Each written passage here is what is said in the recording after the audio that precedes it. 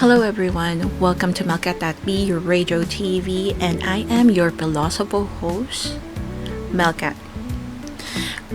And we are currently on this particular segment that I actually just created, titled When Author Made Bestsellers and Created Chismis as History.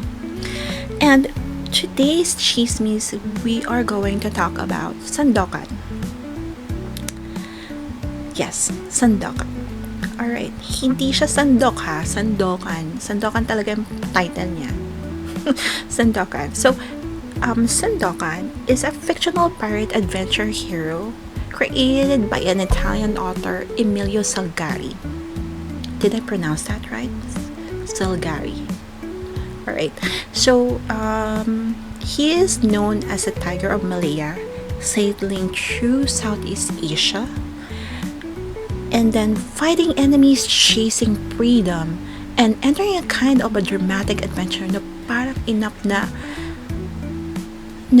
parang hindi enough yung isang bangka. He actually took a lot of boats, if I'm not mistaken. Yeah. It's kind of weird na kailangan may a destiny, danger, and a dramatic win. Now, here is where it gets funny.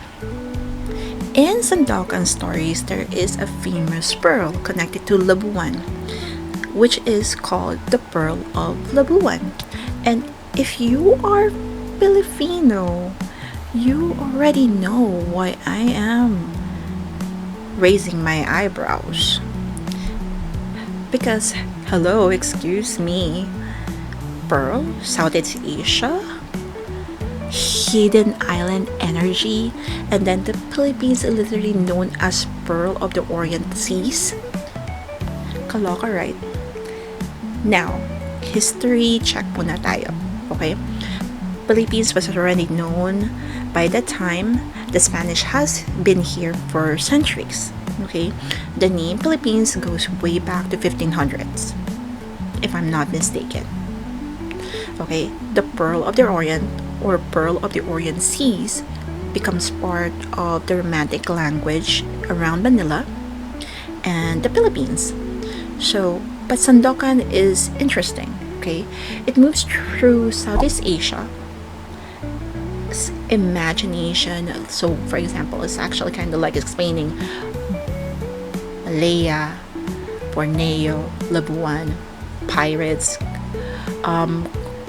colonial powers, if I'm not mistaken, island, danger, treasure, and a mysterious pearl. And then there is the Philippines. The Pearl of the Orient is just sitting there, and it's actually kind of like wanted to say, hello, ako ba yung amazing chismis dito? Okay. So this does not mean Salgari was writing or secretly writing about the Philippines, okay? Hindi tayo gagawa ng fake history. We're not going to do that, okay? We're not allergic to facts.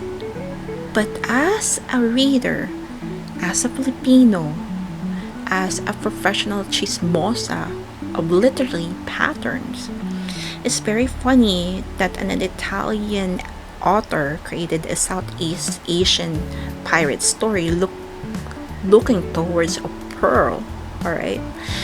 Where one of the most famous pearl-coded places in the regions was quietly sitting on the map like a hidden main character.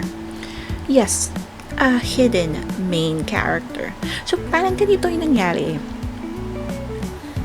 Kunyari, I'm the author. I need a mysterious pearl in Southeast Asia. And then the Philippines say,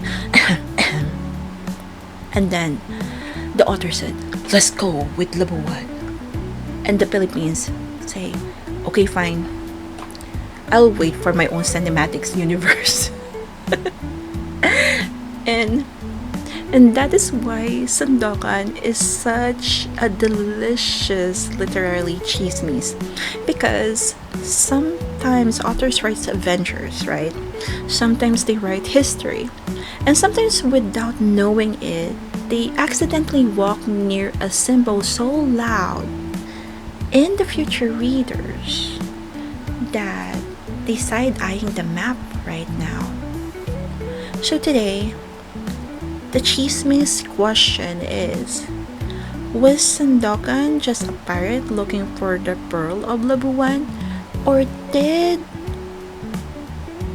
Southeast Asia already have too many pearls, too many islands, empires, hidden stories waiting for authors to turn them into legend? Either way, one thing is actually clear. A pearl was never what a pearl was never was a jewel. It was actually geography. It was imagination. And it was colonial memory. And maybe, just maybe, it is a kind of chismes only literature can keep alive for hundreds of years. Think about it. So, yeah. Anyways, again, this is MelKat and your philosopher host. And this segment, again, is actually called When Authors Made Bestsellers and Created Chismes as History. So, yeah, I hope you actually enjoy the segment. Like, follow, and share. Goodbye for now.